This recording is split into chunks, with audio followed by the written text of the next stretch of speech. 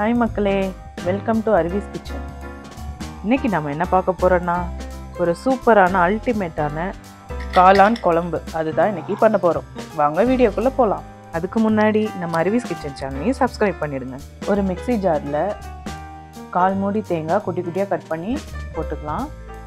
சோம்பு 1 டீஸ்பூன், மிளகு 1 டீஸ்பூன், அப்புறம் 2 பச்சை மிளகாய், கூடவே பட்டை, கிராம்பு, ஏலக்காய், ஒரு 5லிருந்து 6 முந்திரி பருப்பு, 1/2 டீஸ்பூன் கசகசா, இதெல்லாம் சேர்த்து பேஸ்ட் பண்ணி எடுத்துக்கலாம்.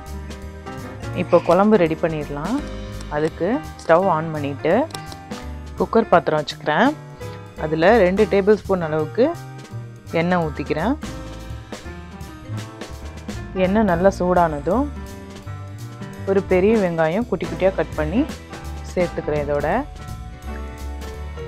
லைட்டாக இதை மிக்ஸ் பண்ணி விட்டு வதங்கினதுக்கப்புறமா இஞ்சி பூண்டு பேஸ்ட்டு சேர்த்துக்கிறேன். அதுவும் நல்லா இப்படி மிக்ஸ் பண்ணி விட்டுட்டு மீடியம் சைஸ் தக்காளி 1 அதையும் குட்டி குட்டியாக கட் பண்ணி இதோட சேர்த்துக்கிறேன்.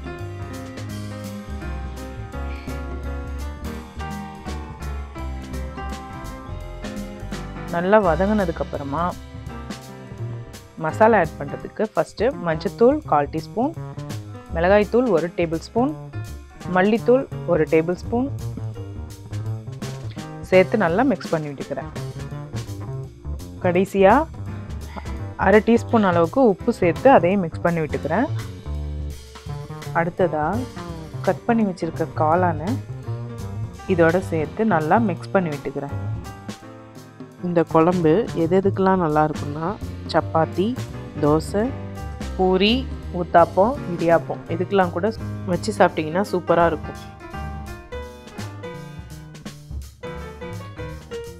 இதெல்லாம் நல்லா மிக்ஸ் ஆனதுக்கப்புறமா நம்ம அரைச்சி வச்சுருக்க தேங்காய் பேஸ்ட்டு சேர்க்க போகிறோம். அரைச்ச தேங்காய் பேஸ்ட்டு ஊற்றிக்கிறேன்.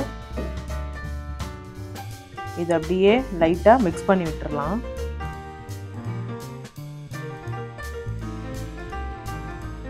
இதை காளானோட நல்லா மிக்ஸ் பண்ணிவிட்டு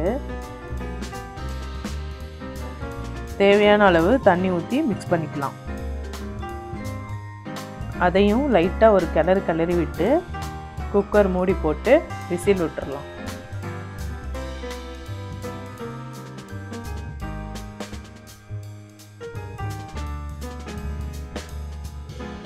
இதை 3 விசில் விட்டு எடுத்தால் போதும். அதுக்கு மீறி விட்டிங்கன்னா கொலன்னு வந்துடும். 3 விசில் ஆயிடுச்சு. இப்போ ஓப்பன் பண்ணி பார்த்துடலாம்.